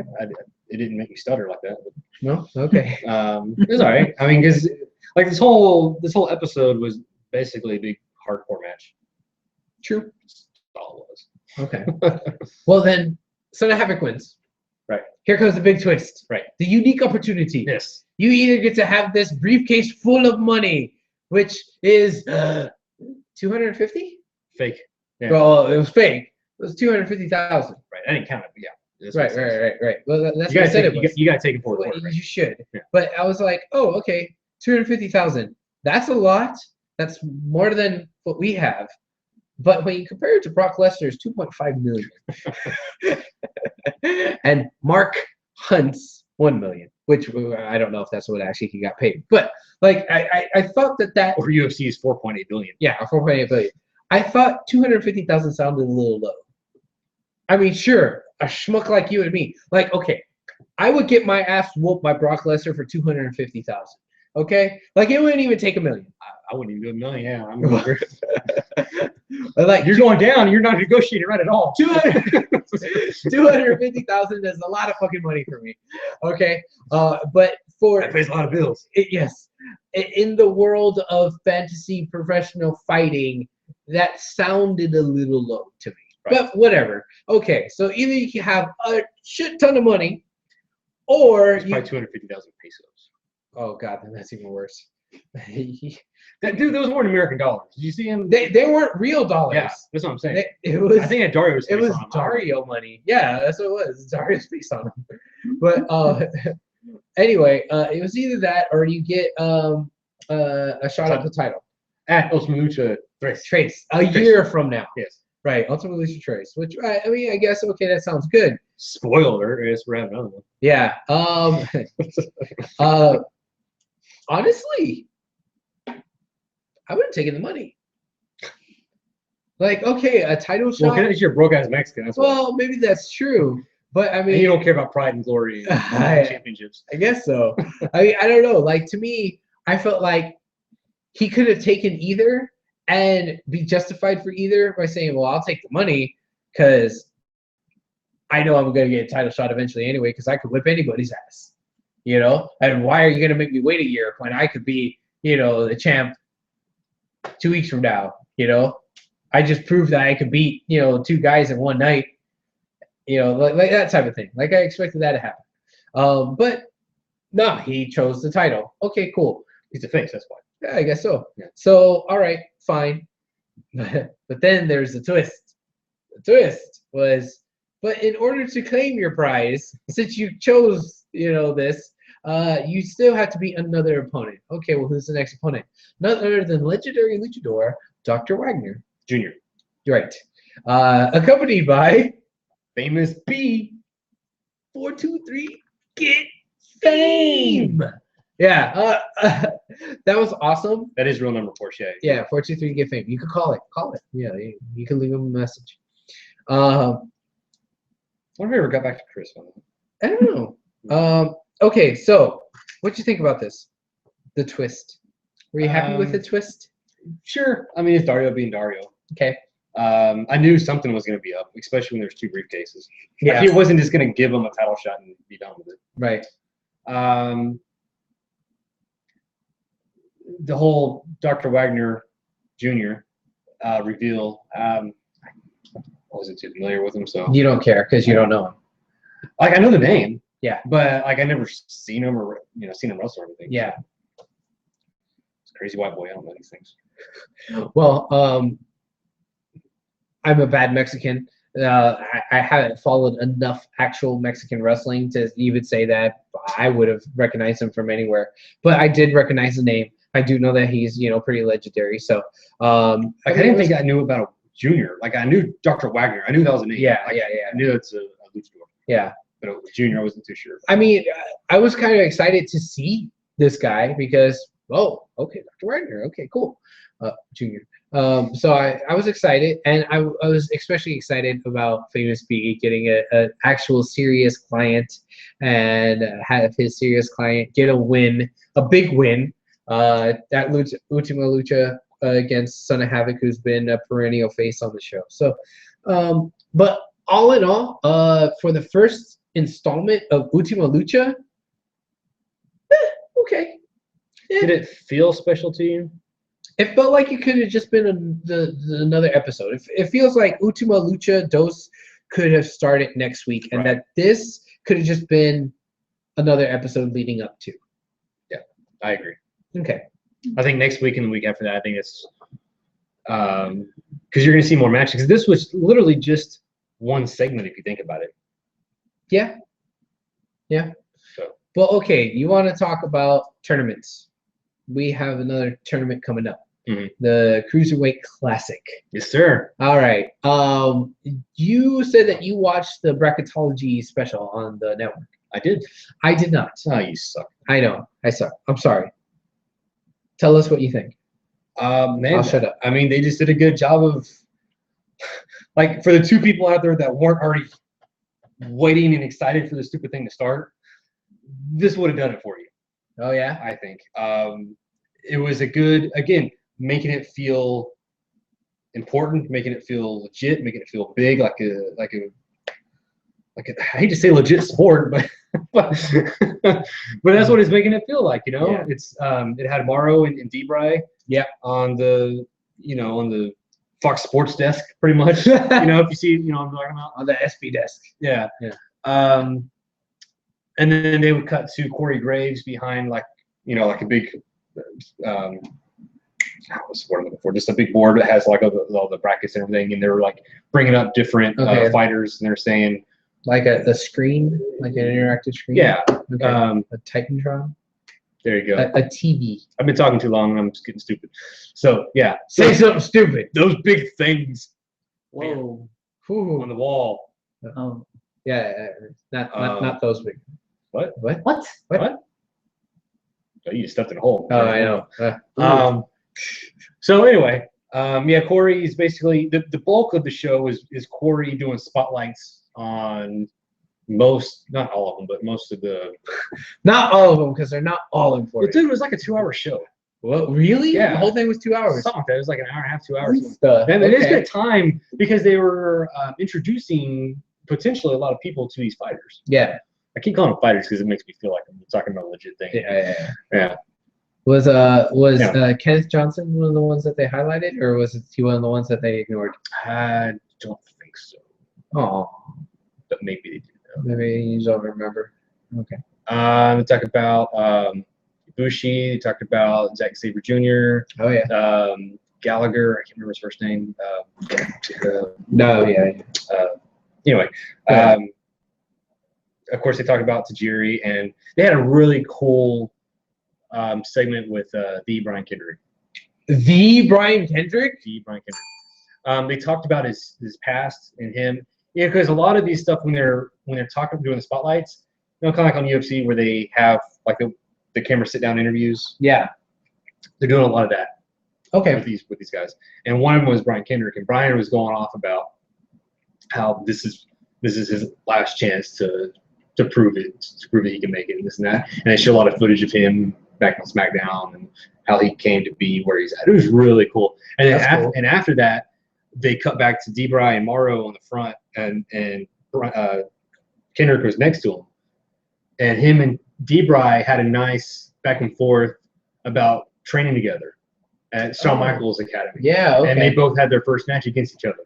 Really? And it was a cool moment in two talking. So That's cool. Yeah, it was pretty cool. Man, this whole thing. And another cool thing is like when they were talking about, they were showing the brackets. They would pull up a graphic of this guy versus this guy, but it was like very like Street Fighter-ish. Like it had them in poses. Brazil. Yeah, really. Yeah, no, because it had like the one fighter pose, and then Porsche, what the hell are you doing? Stop. Oh. We had one guy right here, and then like on Street Fighter, the new Street Fighter games where they had the big versus. Yeah. They had that. Really? In between the two Street Fighters, so Nice. it made like a fight screen, So, That's cool.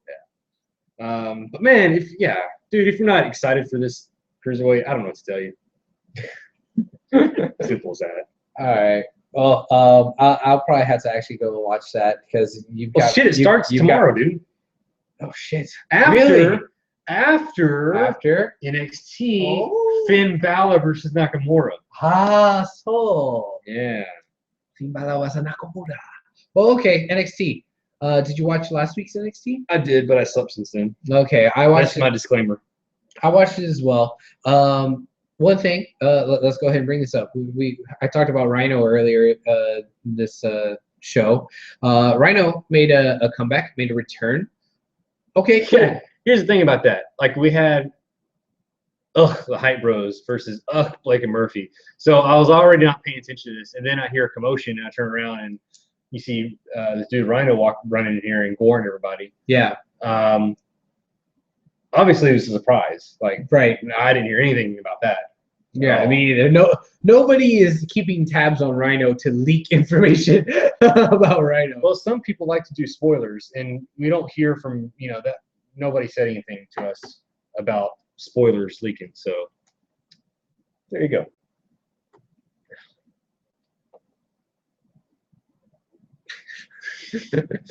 People on the MP3 on the podcast version aren't going to get what just happened. Or you can just cut it all out. Yeah, I'm not going to cut it all out. It's too much work. I'll make them wonder. Yeah. Anyway. Okay. What do you think about that? Where do you think they're going with Rhino? I think he's going to come back and do the same thing he did before, which is put over the younger guys, be a bit of a nostalgia act. Because, Portia, you brought it to my attention that he's actually running for political office. Oh, yeah. He's running for House Representatives for Dearborn, Michigan. He is running unopposed. Yeah, who would run against? Who'd run against Rhino? Yeah, Get gored. He's running unopposed. Dearborn, Michigan. Dearborn, Michigan. Yeah. So he may actually be a House representative. So that's exciting. So yeah, I don't think that like lengthy title runs are in his future. This is probably him. Well, let's be honest. I don't think Even then. But yeah, it's Rhino. He's just gonna come back, do kind of what Jericho does, except on a smaller scale, where he just is putting over the old or young guys. if that's the case, why take out a couple of tag teams? That's a good question. Who's gonna be his partner? I may have an answer for that. Ooh, do tell. I think this being a little isolated incident may be a red herring to keep you away from the fact that we have not seen the Authors of Pain this week. And I know that WWE has recently tried to reacquire the trademark for Legion of Doom. Oh. I think maybe, since Authors of Pain are going after some tag teams, and Rhino just took out some tag teams, I think maybe, just maybe, we're seeing a new stable called Legion of Doom. Oh. Ooh. I have no idea. I don't read spoilers, so I could be totally wrong. But Right. hey, Wild speculation. right here. Yeah. So, okay, Rhino and the two greenhorns with Paul Ellering, new LOD. Sure, why not? Okay. The only thing that throws me off, like says this is bullshit, that my thing is flawed, is that he took out heels. Yeah, that's true. If it was faces, I'd be swearing up and down this is what's gonna happen. But Yeah. now, but again, it could be a twist. Yeah, it could be a twist.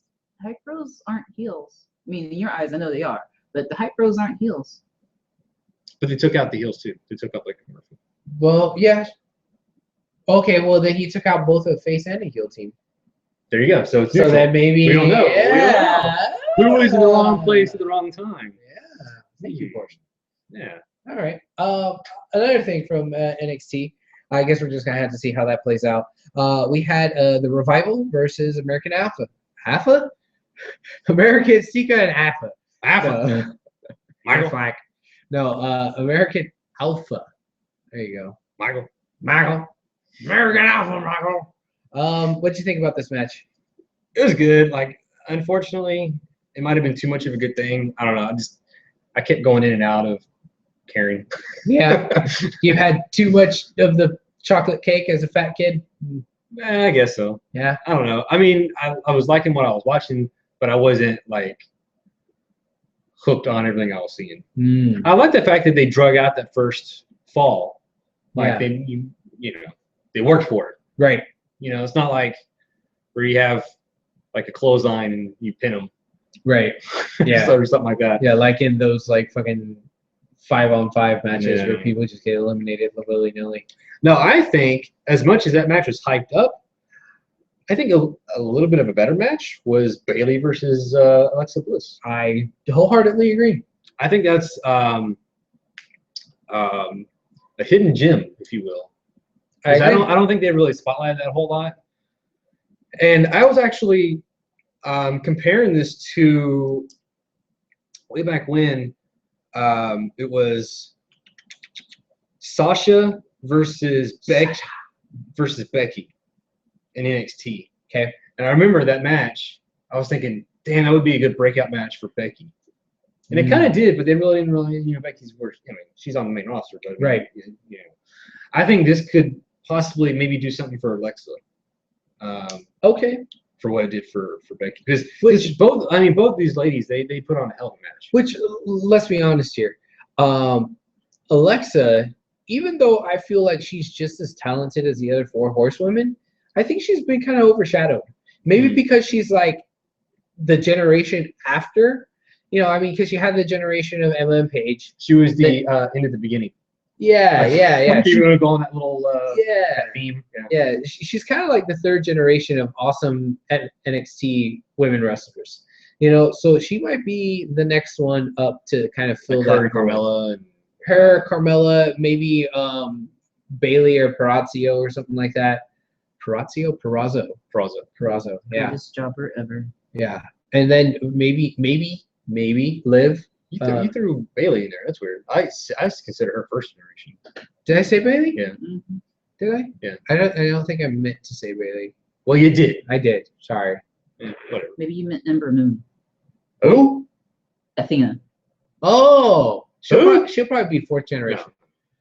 Let's have her be on TV first, okay? Before Yeah. we start. Yeah. Yeah. I'm All right. trying to will it. I would like to see her. Asuka would be the other person that you think Asuka. of. And Nia Jax. Asuka, Nia Jax, Carmella, and Alexa.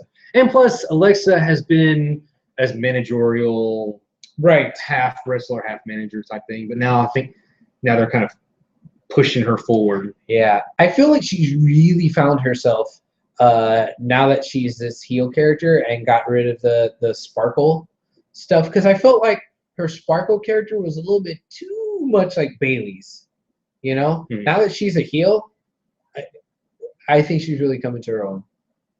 I agree. I think there's some things that can be fine tuned on it, but Right. she's got her. She knows what she's doing. She just needs to tighten up a little bit. Okay, now here's something that we always intend to do, but we always just like fucking forget. Like if we mention match of the weeks here and there, by the time the end of the show comes around, Right. we just forget, and it's always just open ended. So right now, let's go ahead and decide without Chris because he's a dick. You have Edge though. We do have Edge, yes. What's going to be our match of the week? Because we had a few candidates. I said, Tejano versus Son of Havoc. Well, you did. I didn't know it was. I know. I said that. I said that. I agree with you with Bailey and Alexa. And then we also had Cesaro Owens. What would you say your pick would be? You know what, man? For variety and what it could have done, what it might possibly do for one of the participants, I'm going to say Bailey versus Alexa Bliss. Okay. That's my match of the week. That's your match of the week? Yep. Okay. We've seen Cesaro and Owens. We know what they can do already. It was a really good match, though. Sounds good. All right. Just because I love violence, I'm gonna have to go with the Lucha Underground, Son of Havoc versus Tejano, a bar fight. It just had enough novelty in it where I'm like, yeah, I like it. Even though it was Tejano, it really tickled my fancy. All right, so that's that. Edge, what do you think?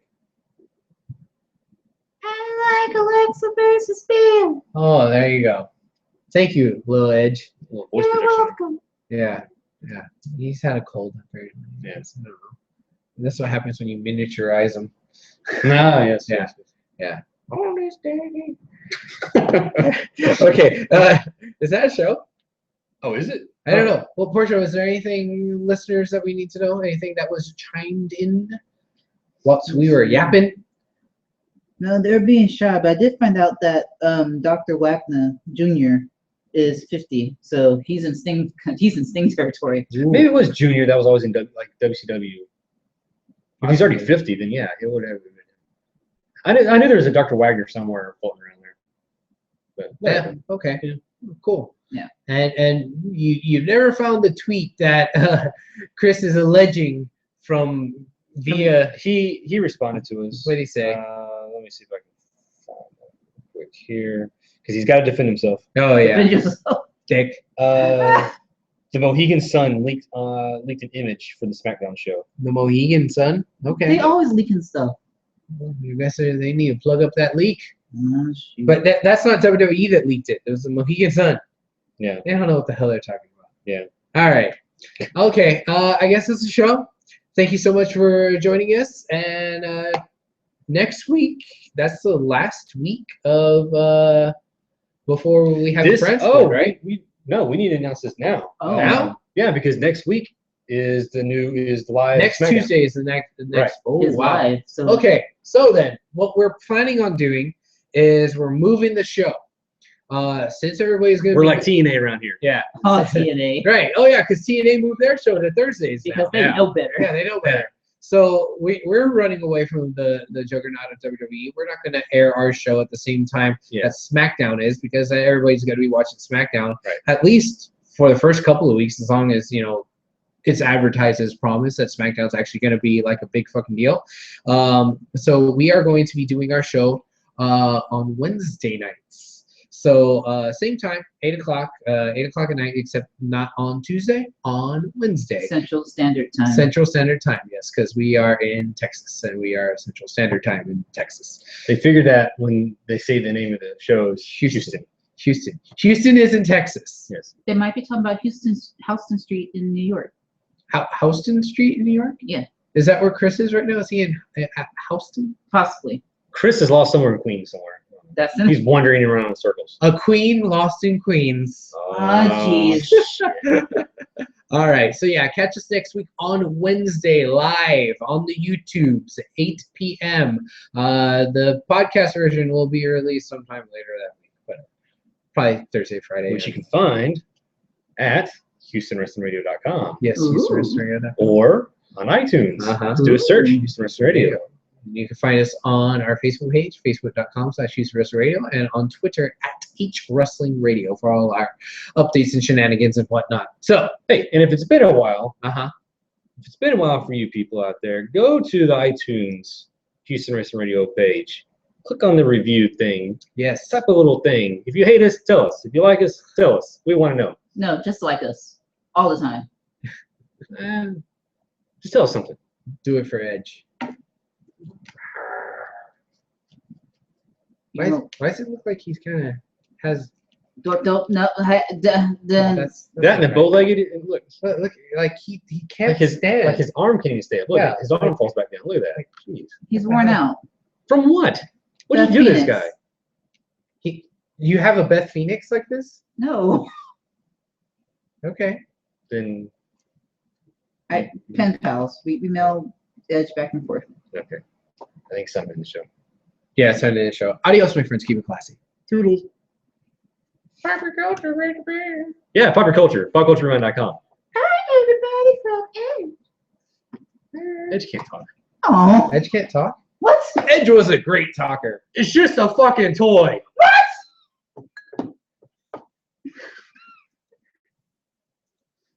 All right, that's the end of the MP3. So there we go. That's so now you guys on YouTube, you're into overtime. I'm sorry. So yeah, say something stupid. Something stupid. Oh, Thanks. that's great. Yeah. This is like what, Talking Dead? Is Yeah. after the show? This is the after show. Yeah. So, yeah, anything new on popular culture? Or pop culture? Oh yeah, rewind? what's going on pop culture rewind? I got a new episode coming out sometime this week. Yay! Sometime. I don't know when. It was supposed to be out already, but it's being a pain in the ass to try to edit it. I'm sorry. No, not your fault. Unless you did something to make it harder for me. It is your fault. It's Edge's fault. No. So, listeners, Then you can take it with you. hey, or viewers, whatever. Anybody out there right now still watching the show? Was the sound quality for Portia better than it has been in the past? Tell us. Do y'all even care? I'm going to guess no. Aw. There's no even out there anymore. Well, there's somebody out there. There's me and then there's someone else. I'm going to guess Chris. What's the name? It doesn't say. It just hmm. says 2 people are watching. Ryan ain't there no more because it says 3. I checked again and it said Okay. 2. Okay, now there's 3. Oh gosh, who's the third one? Ryan? Well, they No, better say Ryan- something because I'm about to hit stop on this one. Yeah. All right, say something. Hurry. Who's going to turn it off? Say something stupid. Stupid. No, don't say something stupid. That's not my question. I want to Which know. would probably be something stupid. Was her having her closer to the mic? Because basically that's what happened. Because Chris wasn't here, she was able to be closer to the mic. I would like to know if that fixed sometimes the problem of people not being able to hear her clearly. No one's saying anything. Let's just close the show. Crickets. Okay. Well then, Damn it. no more soup for you. On that note, bye everybody. Good night. It's late.